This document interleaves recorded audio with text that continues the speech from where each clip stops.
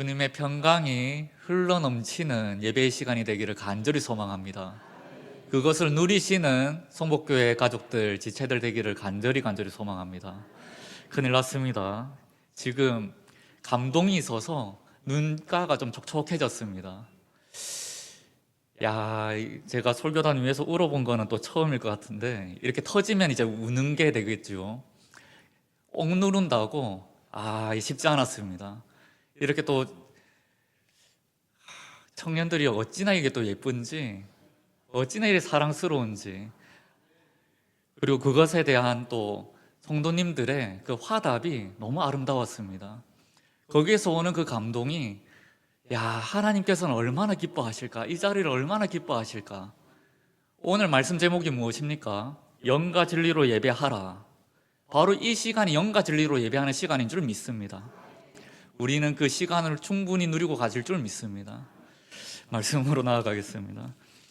사마리아 여인에 대한 이야기가 지금 계속 이어지고 있는데 앞에 있는 내용을 좀 모르면은 좀 어색할 수가 있겠지요. 예수님께서 뜬금없이 사마리아 지역으로 가셔서 한 여인에게 물을 좀 달라고 하시는 장면입니다. 그 물을 달라고 하는 그 장면에서 우리는 조금 의아한 부분이 있는 것이지요.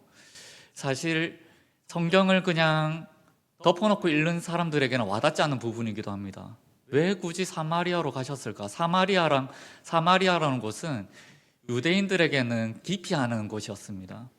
예수님이 가시고자 한다면 사실 그 사마리아 땅을 안 밟는 게 맞으신 것이지요.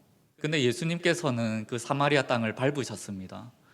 이 말은 곧 무엇을 의미하는가 하면은 예수님께서는 그것을 넘어가시는 분이시라는 것을 우리에게 보여주시는 것이지요. 필요한 이에게, 아픔 있는 이에게 찾아가시는 분이심을 우리에게 증거하시는 본문인 것입니다. 사마리아 여인은 무엇이 필요했던 것일까요? 오늘 본문에서 드러난 것을 보았을 때 사마리아 여인은 물이 필요한 사람이었습니다.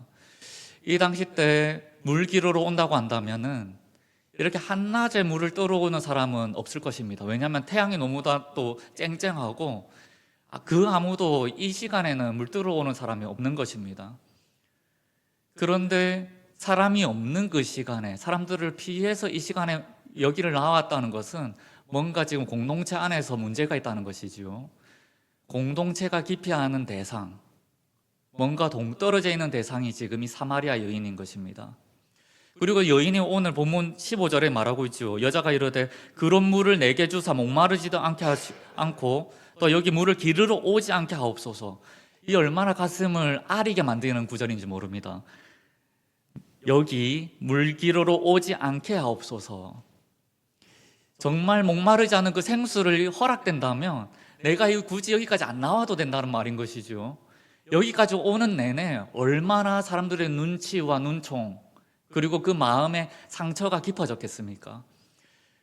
만약에 목마르지 않은 그 생수를 얻게 된다면 이 자리에 그 우물가로 나오지 않아도 되니까 너무나도 좋은 것입니다. 사실 사마리아 여인이 원했던 것은 그렇게 어떤 물질적인 것, 눈에 보이는 것을 예수님께 구했던 것이죠. 그런데 예수님께서는 더 깊숙한 걸 바라보십니다. 사마리아 여인이 왜 사람들을 피해서 그 우물가에 한낮인 그 시간에 왔었어야만 했던가? 사람이기 때문에 물이 필요할 것입니다. 사람은 물을 마셔야 살 수 있는 것이죠. 그런데 그 물보다 더 갈급한 건 사람에 대한 그 사랑, 그것이 사마리아 여인에게 숨겨져 있는 갈급함이었던 것입니다. 이 당시 때는 남편이 없는 여인들은 굶어 죽을 수밖에 없었습니다. 남성이 가지고 있는 그 위치가 너무나도 공고했기 때문에 성경에서 인물을 헤아릴 때도 여성들은 그 숫자에 들어가지 않았었습니다. 남성 위주의 사회가 유대 사회였던 것이지요. 모든 경제적 흐름은 남성을 위주로 이행되는 것입니다. 한 여인이 살기 위해서는 경제적으로 그래도 어느 정도 먹고 살기 위해서는 남편이라는 존재가 꼭 필요한 것이죠. 아버지 아니면 남편인 것입니다. 이 여인은 지금까지 5명의 남편을 지나왔고 지금 있는 사람은 남편이 아니라고 합니다. 살기 위해서 함께 지내고 있는 것이지요. 어느 해석에 보면은 이 여인의 음행이라든지 부도덕함을 조명하게 됩니다. 그러나 우리가 좀 더 깊숙이 좀 바라봐야 할 것은 그러한 환경에 놓여 있는 그 여인의 그 아픔을 우리가 좀 마주해야 되는 것이지요.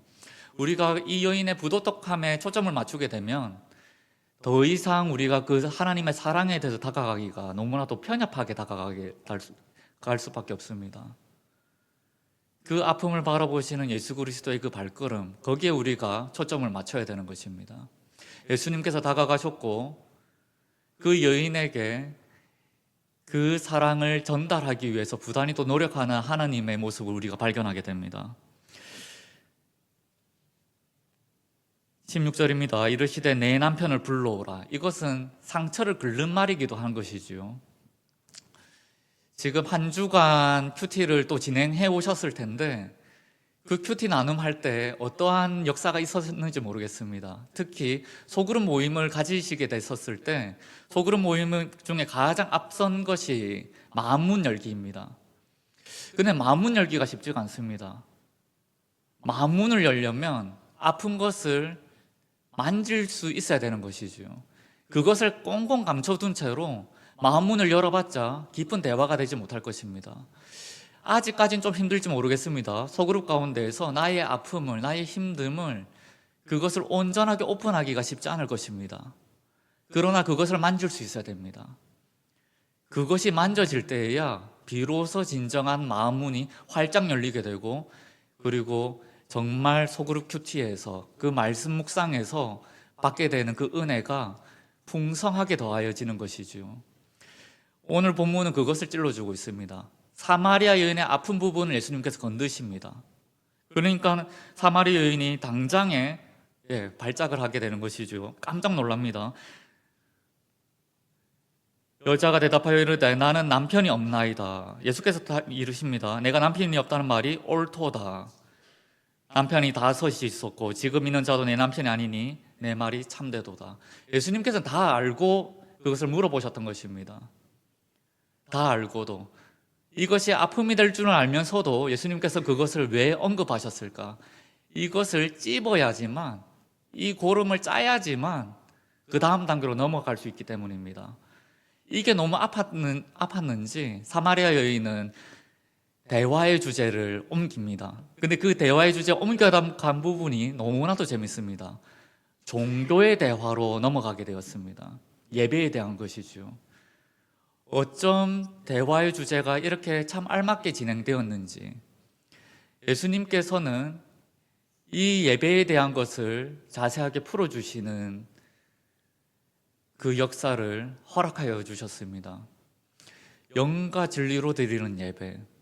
여인은 예배에 대해서 얘기할 때에 지금 사마리아 지역에서는 그리심산이라는 이 산에서 예배를 드린다고 하고, 또 유대인들은 예루살렘이라는 곳에서 예배를 드리게 되는데 어느 곳에서 예배 드리는 것이 하나님께서 예배 기쁘시게 받으시는 참된 예배가 될 것인가, 거기에 대한 답으로 예수님께서는 영과 진리로 예배 드리는 자야, 영과 진리로 드리는 그 예배라야 참된 예배가 될 것이라고 찝어주셨습니다.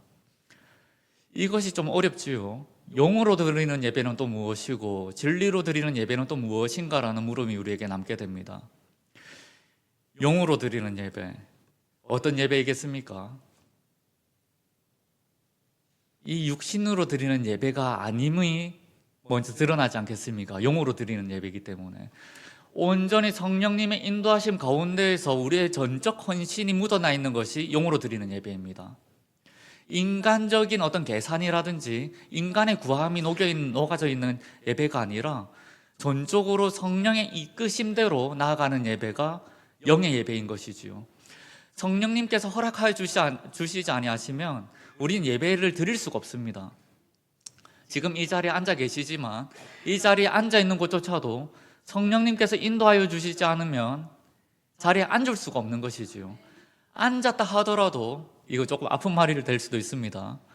잘못된 예배를 드릴 수도 있는 것입니다. 예배 가운데 성령님의 인도하심을 언제나 간구하셔야 되는 것은, 성령님의 주재하심이 없는 가운데 드리는 예배는 가짜 예배, 헛된 예배가 되어버리기 때문입니다. 바리새인들이 그런 것들을 참 잘했습니다. 바리새인들도 예배를 드렸습니다. 얼마나 예배를 잘 드렸는가 하면은 하나하나 세심하게 챙기면서 하나님을 경외하는 그 자리로 나아갔던 것이지요. 그런데 예수님은 그 예배가 아니라고 하셨습니다. 받지 않으셨습니다. 원하지 않으셨습니다. 왜 그런 것일까요? 기쁨이 없기 때문입니다. 성령님의 인도하심이 없었기 때문입니다.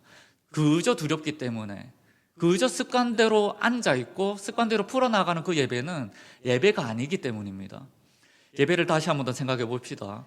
예배는 하나의 종교의식이지요. 어떤 신령한 존재를 우리가 상상하며 혹은 기억하며 우리가 엎드리는 것이 예배라고 한다고 우리가 생각을 해본다면, 우리가 드리는 예배의 대상은 어떠한 분이십니까? 만유의 주, 전능하신 하나님, 우주 만물을 창조하신 이가 하나님이시지 않습니까? 그분에게 우리가 나아갈 때에 우리 육신의 것을 들고 나간다면 안 되는 것이죠.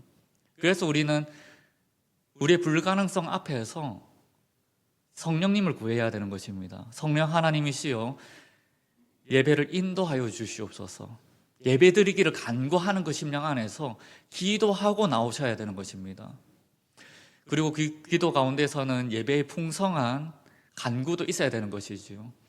예배가 기대되지 않으면 그 예배는 아무리 선한 말씀이, 하나님의 말씀이 선포된다고 할지라도 다 튕겨져 나갈 수밖에 없습니다.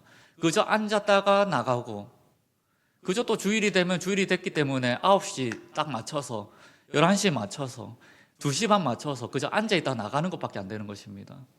그리고 하나 이제 뭔가 위안을 얻게 되겠지요. 예배 드렸다. 아닌 것입니다. 예배 드린 게 아닌데 나 스스로 속이는 것입니다. 나는 예배 드렸다고. 그리고 일주를 살아갑니다. 얼마나 피곤한지요. 가짜 예배를 드렸기 때문에 일주일의 삶이 피곤할 수밖에 없는 것입니다. 진짜 예배, 참된 예배를 드리게 되면 일주일을 살더라도 그 은혜 가운데서 예배자의 삶을 살기 때문에 힘겨울 수가 없습니다. 기쁘지 않겠습니까? 영으로 살아가게 되는데, 진짜 예배를 드리시기를 간구합니다. 성령님께서 인도하시는, 성령께서 살려주시는, 또 세우시는 그 예배 자리에 서 나아가는 성복교회 가족들 되기를 간절히 소망합니다. 두 번째는 진리의 예배입니다. 진리로 드리는 예배. 진리로 드리는 예배가 무엇인고? 예수님께서는 그 자신을 진리라고 표현하셨지요. 내가 곧 진리요 생명이라고. 예수 그리스도로 말미암은 예배, 그것이 진리의 예배입니다. 말씀이 중심되는 예배, 그것이 참된 예배인 것입니다. 사실 오늘 본문에서 드러난 것은 잘못 읽으면 어떻게 빠져나가게 되냐면은 형식에 대한 잘못된 오해로 우리가 빠져나갈 수가 있습니다. 아, 이 산도 아니고 저 산도 아니고 예배 장소가 그렇게 중요한 게 아니구나 라는 것이죠.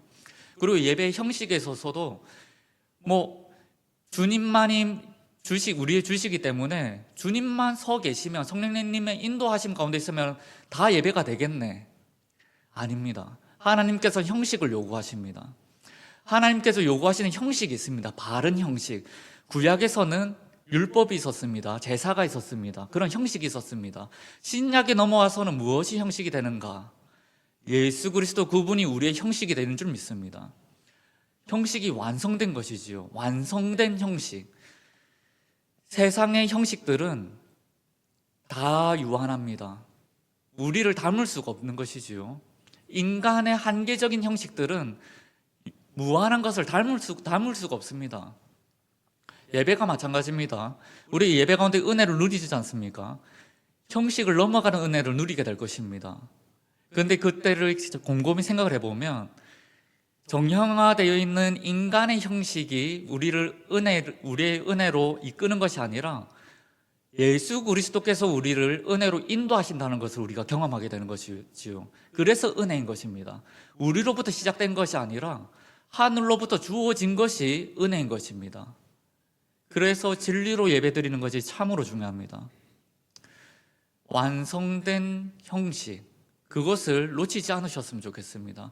예수님께서 원하시는 형식들이 있습니다. 찬양이 있습니다. 감사가 있습니다. 그것들을 놓치지 않으셨으면 좋겠습니다. 예수님께서는 하나님을 경외하는 것과 이웃을 사랑하는 것을 율법의 완성으로 쾅쾅쾅 찍으셨습니다. 그러면 우리의 예배가 어떻게 되어야 하는 것일까요? 하나님을 의식하는 것이 우선이 되어야 되겠죠. 그리고 그 하나님을 풍성하게 누리는 가운데에서 이웃 사랑까지 이어져야 되는 것이 예배인 것입니다. 우리의 예배를 곰곰이 한번 되새겨봤으면 좋겠습니다. 지금까지 우리가 예배했던 것들, 우리 예배가 무언가와 연결되지 않으면 위선이 되고 맙니다. 그 무언가는 도대체 무엇일까요? 선교입니다. 말씀 전파입니다. 우리가 예배의 말씀을 듣습니다. 너무나도 은혜가 되지 않습니까? 그런데 저 문 밖을 나가는 순간 그것이 그냥 꽁꽁 쌈에 그냥 나만의 은혜가 되고 마는 것을 우리가 경험하게 됩니다. 은혜를 정말 누렸다면 그 은혜를 나만의 은혜가 아니라 우리의 은혜로 돌릴 수 있어야 되는 것이죠. 하나님께서 그렇게 하라고 은혜를 주신 것입니다. 치유의 역사가 되었든 그 어떤 역사가 되었든 하나님께 주신 그 예배 자리에서 누리게 되는 그 모든 역사들은 세상으로 나아가서 이웃을 사랑하라는 그 명령 안에 녹아져 있는 것이지요. 근데 우리는 그것을 참 하지 못합니다. 오늘 본문 말씀은 아니지만 4장 29절 말씀을 함께 나누고 싶습니다. 4장 28절에서 29절 말씀 찾으셨습니까? 한 목소리로 한번 읽어보겠습니다. 내가 행한 모든 일을 내게 말한 여자가 물동이를 버려두고 동네로 들어가서 사람들에게 이르되 내가 행한 모든 일을 내게 말한 사람을 와서 보라. 이는 그리스도가 아니냐 하니. 아멘 아멘. 28절 재밌습니다. 여자가 물동이를 어떻게 했습니까? 버려두고 그리고 동네로 들어가서 사람들에게 이르되. 우리가 예배를 드릴 때 이것을 참 놓치기가 쉬운 것이지요. 예배 자리에 나와서도 물동이를 꽉 움켜쥐은 사람들이 얼마나 많은지 모릅니다. 이 가운데는 없기를 간절히 소망합니다. 없을 것입니다. 확신합니다.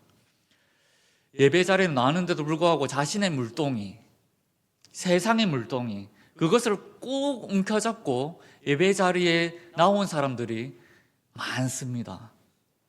그걸 내려놔야 되는 것이죠.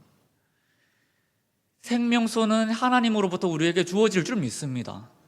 그러면 세상의 물동이는 그 필요는 내려놔야 되는 것이지요. 그런데 그것을 세상에 있는 것을 그대로 교회에 들고 와서 교회에서 그걸 또 자랑도 합니다. 내 물동이가 이렇게 아름답다고, 이렇게 내 물동이가 이렇게 튼튼하다고 자랑하는 사람들이 또 있습니다. 이 물동이를 어떻게 하면 좋겠습니까? 버려야 하는 것이지요. 이제 예배 자리까지 나왔습니다. 그러면 이제 선포되는 말씀 가운데에서 깨달아야 하는 것이지요. 사실은 예배 자리에 나오기 전에 그 물동이를 내려놓고 와야 되지만 그럼에도 부득불 들고 왔다면 말씀 가운데 깨닫는 역사가 있으시기를 간절히 소망합니다. 그러면 그 물동이를 이제 버려두고 나아가야 되는 것이죠. 어떻게 버릴 수 있겠습니까? 이것이 더 이상 나에게 필요 없다는 것을 깨달았기 때문입니다. 이 물동이가 중요하지 않다라는 것을 알았기 때문인 것이지요. 세상으로 나아갈 때 세상의 근심 걱정 혹은 나의 자랑들 다 내려놓고 나아가시기를 간절히 소망합니다. 그렇게 해야 예배자가 됩니다. 그리스도인은 예배자입니다. 예배자로 불러주셨습니다. 그리고 예배자는 하나님을 아는 사람들입니다.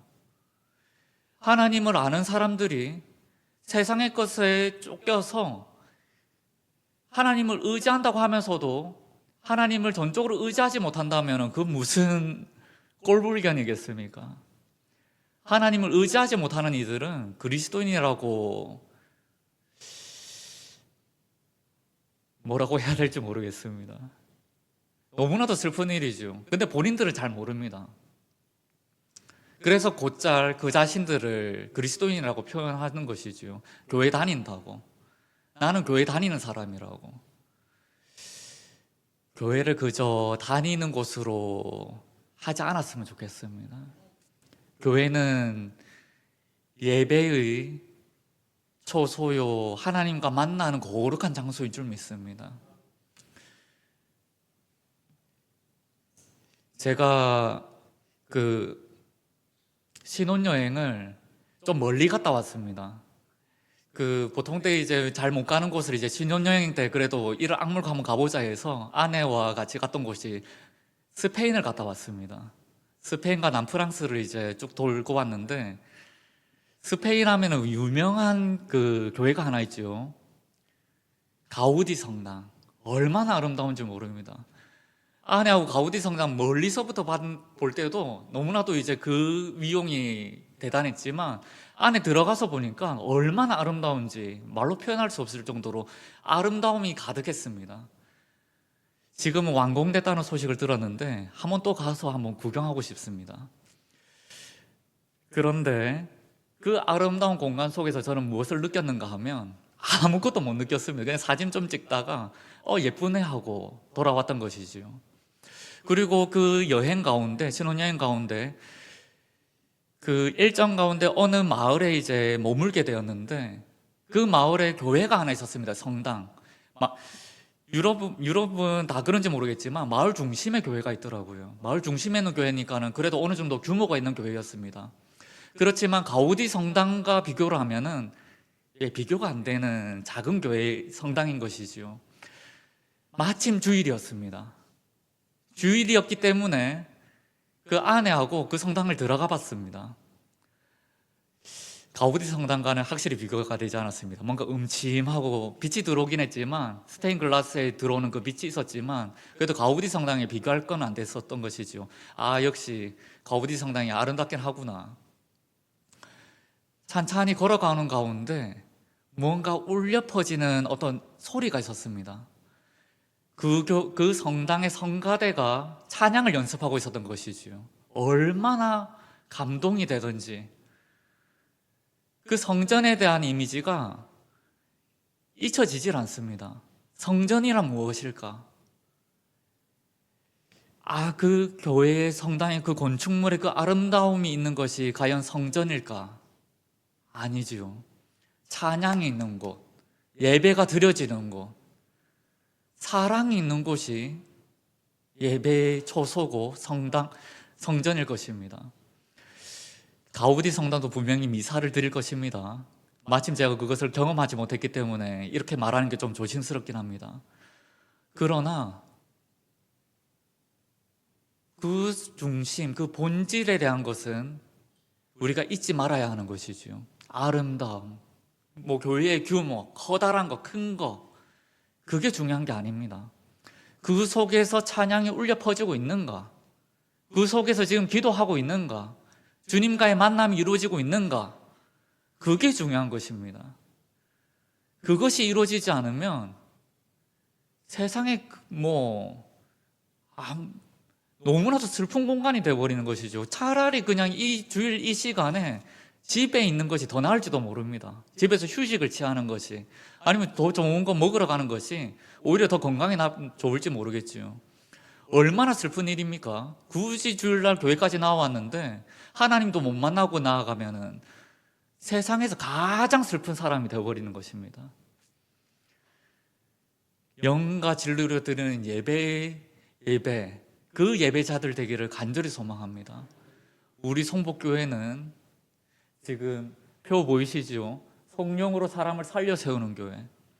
무엇이 보이십니까? 이 표에서 성령 보이십니까? 사람 보이십니까?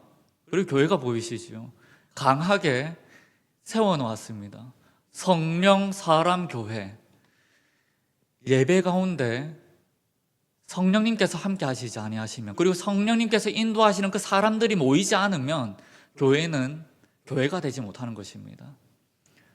우리 성복교회는 그러한 교회가 됐으면 좋겠습니다. 예배자들이 있는 교회, 예배가 드려지는 교회, 예배의 기쁨을 세상으로 전하는 교회가 되었으면 좋겠습니다.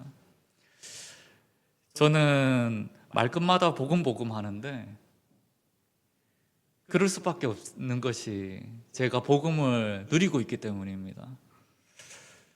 복음을 누리셔야 됩니다.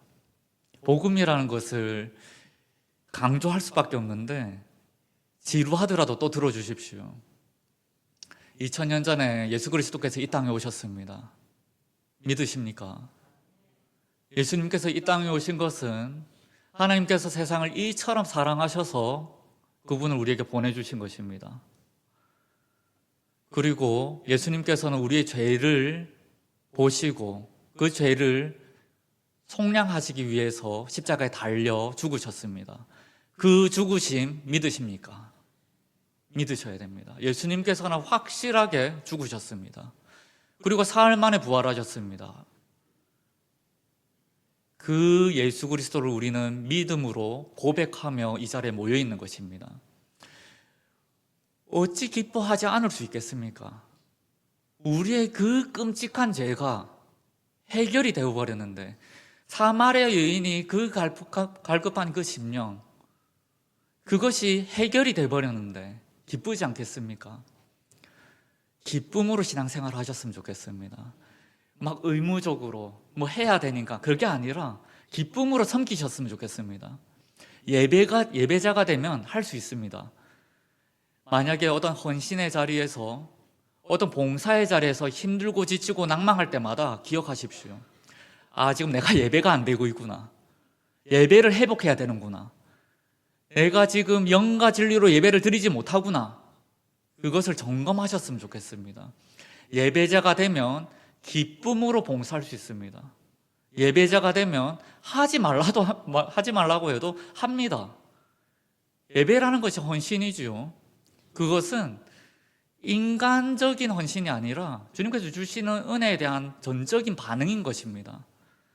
너무나도 커다란 걸 주셨기 때문에, 우리로서는 도저히 갚을 수 없는 걸 주셨기 때문에 그 감사함으로, 그 기쁨으로 우리가 한 걸음 한 걸음 내딛어 나아가는 것이 예배자의 삶, 예배의 삶, 복음의 삶인 것이지요. 우리 성북교회가 그것을 누리고 가지기를 간절히 소망합니다. 그래서 내일부터였죠. 월요일부터 토요일에 이르기까지, 다시 주일을 맞이하는 그 순간까지 기쁨 충만하셨으면 좋겠습니다. 그러기 위해서 우리는 큐티를 또 하는 것이죠. 육신을 잊지 마셨으면 좋겠습니다. 우리가 이렇게 은혜를 받았다 하더라도 육신을 경계하지 아니하면 넘어집니다. 안 넘어지는 사람 제가 못 본 것 같습니다. 다 넘어집니다. 저도 넘어집니다. 아침에 일어날 때마다 묵상하기 싫어가지고 얼마나 힘든지 모릅니다. 솔직한 말로 그렇습니다. 아침에 눈 떠서 새벽기도에 오는 그 자리도 아침에 눈 뜰 때보다 한숨 나옵니다. 아, 주여 좀 더 자고 싶습니다. 근데 뭐 더 자면 안 되는 것이지요. 나옵니다. 육신을 쳐서 나오는 것이지요. 그리고 새벽기도 갔다가 최근에는 좀 합니다. 안 자려고 노력하는 것이죠. 그래 말씀 묵상하고, 만약에 새벽기도 갔다 와서 말씀 묵상하는 시간을 제가 놓쳐버리면은 하루 일과 중에 말씀 묵상을 해야 되는데 너무 힘든 것입니다.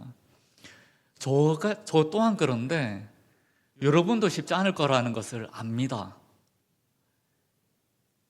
그런데 하셔야 됩니다. 하셔야 됩니다. 말씀 묵상하셔야 됩니다. 말씀을 가까이 두셔야 됩니다. 그래야지 사탄 마귀가 넘보는 것에 대하여, 틈틈이 노리는 것에 대하여 우리가 방패를 세울 수가 있는 것입니다. 영과 진리로 드리는 예배, 이것이 가능하려면 우리가 말씀 앞에 서야 되는 것이지요. 얼마나 어려운지 모릅니다. 이것 자체가 기적입니다. 지금 이 자리에 앉아 계신 것이 기적인 줄 믿으시길 바랍니다. 주님께서 인도해 주시지 아니하면 우리가 이 자리에 앉을 수가 없는 것입니다. 이 자리에 기쁨으로 앉기 위해서라도 하루하루의 그 묵상을 육신을 쳐서 하십시오. 기쁨으로 안 된다고 할지라도 억지로라도 하십시오. 하루에 한 구절이라도 두 구절이라도 되는 만큼이라도 억지로 진짜 몸을 이렇게 세워서 하셨으면 좋겠습니다. 그러면은 평안이 찾아옵니다. 이것은 제가 장담합니다. 옵니다. 100% 옵니다. 주님께서 찾아오십니다. 그 말씀 묵상하고 듣는 그 설교가, 그리고 그 말씀만 묵상 가운데 살아가는 그 하루가 얼마나 기쁨이고 얼마나 복음적인지 모릅니다. 그렇게 하루를 살아낼 때에 우리는 당당하게 고백할 수 있는 것입니다. 나는 그리스도인이라고, 나는 예배자라고 고백할 수가 있는 것이지요. 그 당당한 고백하셨으면 좋겠습니다. 누가 물어봤을 때 그냥 교회 왔다 갔다 하는 사람입니다, 그런 고백이 아니라 나는 복음을 누리는 사람입니다라고, 나는 영원을 사는 사람이라고, 나는 예배자라고 당당하게 고백할 수 있는, 고개를 딱 들고 고백할 수 있는 우리 성복교회 가족들 되기를 간절히 소망합니다. 할 수 있습니다. 그러기 위해서 기도를 좀 해야 되겠지요. 안 될 때마다 기도하십시오. 힘들고 지칠 때마다 주님께서 부어주시는 그 에너지, 그 힘을 구하시기를 간절히 소망합니다. 우리는 할 수 없습니다. 진짜 할 수 없습니다. 주님의 영께서 우리를 주재하시지 아니하시면 우리는 할 수 없습니다. 그런데 우리가 억지로라도 이 악물고 말씀에 설 때, 예배자로 설 때 주님께서 채워주십니다. 같이 누리고 가지기를 소망합니다. 함께 누렸으면 좋겠습니다. 저만 누리고 가지는 것이 아니라 여러분도 함께 누렸으면 좋겠습니다. 이 얼마나 기쁜지, 이 얼마나 기쁜 소식인지, 이 얼마나 복된지, 저만 누리고 가지는 것이 아니라 우리 성복교회 가족들 다 누렸으면 좋겠고, 이 문 밖에 있는 세상들도 좀 누렸으면 좋겠습니다. 그것을 기대하시며 저 문 밖으로 나아가셨으면 좋겠습니다. 선포되지 아니하고 전달되지 아니하고 퍼지지 않는 것은 위선입니다. 누리시는 만큼 이웃 사랑에, 복음 전파에 뜨거운 마음, 열심을 가지시는 우리 성복교회 가족들 다 되기를 간절히 소망합니다. 기도하겠습니다. 은혜와 사랑이 풍성하신 주님 감사합니다. 우리에게 너무나도 선한 말씀을 허락하여 주셨습니다. 사마리아 여인이 가졌었던 그 갈급함, 그 목마름, 영원히 해결될 수 없을 것 같은, 결국 사망에 이르는 그 목마름, 주님께서 다가와 주셔서 해결해 주셨습니다. 다른 것이 아닙니다. 영과 진리로 드리는 예배, 그것만이, 예수 그리스도를 붙잡는 그것만이 우리의 그 갈증을 해결할 수 있는 유일한 방편임을 믿습니다. 우리 성복교회의 모든 가족들이 영과 진리로 예배드리는 참된 예배자 되게 하여 주시옵소서. 예배의 기쁨을 만끽하게 하여 주시옵소서. 예배 가운데 역사를 체험하게 하여 주시옵소서. 주님을 만나고 주님을 알아가는 시간들로 채워 주시옵소서. 날마다의 삶이 주님을 만나는 예배의 삶이 되기를 간절히 소망합니다. 월요일부터 다시 다가오는 주일까지 주님께서 지켜주시옵시고 예배자가 될 수 있도록 우리를 말씀 앞에 세워주시옵소서. 말씀을 읽는, 또 듣는, 또 그 말씀을 또 행하는 성복교회 가족들이 다 되기를 간절히 간구하옵고 살아계신 주 우리 주 예수 그리스도 이름으로 기도하옵나이다. 아멘.